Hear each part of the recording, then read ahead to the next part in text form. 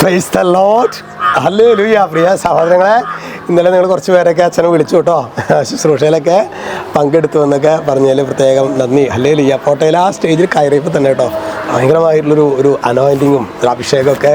കാരണം നമ്മുടെ മാത്യുവച്ചനല്ലേ, നായ്ക്കാമ്പറമ്പലച്ചനും പനക്കലച്ചനൊക്കെ ശുശ്രൂഷ ചെയ്ത വേദികളിൽ വിശുദ്ധരായ മനുഷ്യരെ, വിശുദ്ധരായ ശുശ്രൂഷകരെ അവിടെ ആ ശുശ്രൂഷ ചെയ്തിരുന്ന സ്ഥലം തന്നെ ഒരു പ്രത്യേക കൃപയാൽ. നമുക്കറിയാം മാത്യുച്ചനും പനക്കലച്ചനൊക്കെ ആദ്യഘട്ടത്തിൽ ഈ നവീകരണ ശുശ്രൂഷ ആരംഭിക്കുമ്പോൾ കത്തോലിക്ക സഭയുടെ ഉള്ളിൽ നിന്ന്, അതായത് പെന്തക്കോസ്തയാവോ പ്രൊട്ടസ്റ്റൻ്റ് ആവോ അങ്ങനെയൊക്കെയുള്ള, അതായത് ഈ ഒരു കാലഘട്ടത്തിൻ്റെ ഒരു സ്വീകാര്യതയൊന്നും അന്ന് കിട്ടിയിരുന്നില്ല. ഭയങ്കര എതിർപ്പിൻ്റെയൊക്കെ നടുവിലാണ് സഭാമക്കളിൽ നിന്ന് പോലും എതിർപ്പിൻ്റെ ആ ഒരു ഞെരുക്കത്തിലാണ് ആ ശുശ്രൂഷകളൊക്കെ അവർ കൊണ്ടുപോയത്. ഹല്ലേലൂയ. അപ്പോൾ നമുക്ക് പ്രത്യേകമായിട്ട് അവരൊക്കെ പ്രാർത്ഥിക്കാം. നമ്മുടെ നവീകരണ ശുശ്രൂഷയുടെ പൈനേഴ്സാണ് മഞ്ഞാക്കലച്ചനൊക്കെ ഉൾപ്പെടെയുള്ളവർ. അവർക്ക് വേണ്ടി നമുക്ക് പ്രത്യേകമായിട്ട് പ്രാർത്ഥിക്കാം കേട്ടോ. ഇന്ന് അവരുടെയൊക്കെ കണ്ണുനീരും കഷ്ടപ്പാടാണ് ഇന്ന് ഈ നവീകരണത്തിലേക്ക് ധാരാളം വൈദികരെ, ധാരാളം സമർപ്പിതരെ, ആത്മായ ശുശ്രൂഷകരൊക്കെ വരുന്നുണ്ടെങ്കിൽ അതിൻ്റെ അവർ അതുപോലെ കണ്ണുനീര് അതിൻ്റെ ആരംഭത്തിലെ പയനീഴ്സായിട്ടുള്ള മാത്യു നായ്ക്കാമ്പറമ്പലച്ചൻ, ജോർജ് പനക്കലച്ചൻ, അതുപോലെ തന്നെ മഞ്ഞാക്കലച്ചൻ, അവരൊക്കെ ശരിക്കും ആദ്യഘട്ടത്തിലെ ശുശ്രൂഷകർ അതുപോലെ വേദനയിലൂടെ കണ്ണുനീരോടെ അവർ പ്രാർത്ഥിച്ചതിൻ്റെയൊക്കെ അനന്തര ഫലമാണ്. നമുക്ക് പ്രത്യേകമായിട്ട് അങ്ങനെയുള്ള അച്ഛന്മാരെ ഓർത്ത് പ്രാർത്ഥിക്കാം, ശുശ്രൂഷകരെ ഓർത്ത് പ്രാർത്ഥിക്കാം. ഇന്ന് നമ്മൾ ധ്യാനിക്കുന്നത് മർക്കോസ് 8:36.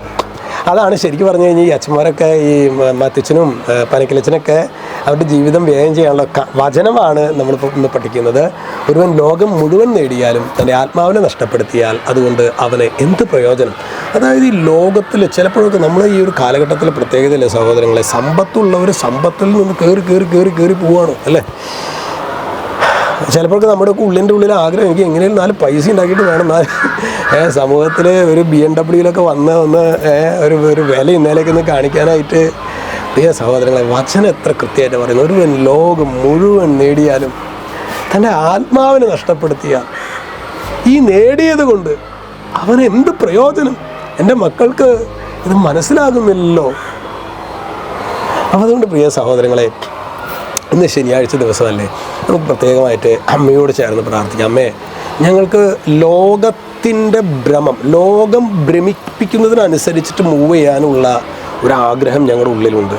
അത് നമുക്ക് ചെറിയ വരുമാനമാണെങ്കിൽ അത് ഇങ്ങനെ ആ വരുമാനത്തിൽ സ്റ്റിക്ക് ഓൺ ചെയ്ത് അത് നമുക്ക് എങ്ങനെ അതിനെക്കുറിച്ച് മാത്രം ചിന്ത, എന്നാൽ നിത്യതയെക്കുറിച്ച് തീർത്തും അജ്ഞത.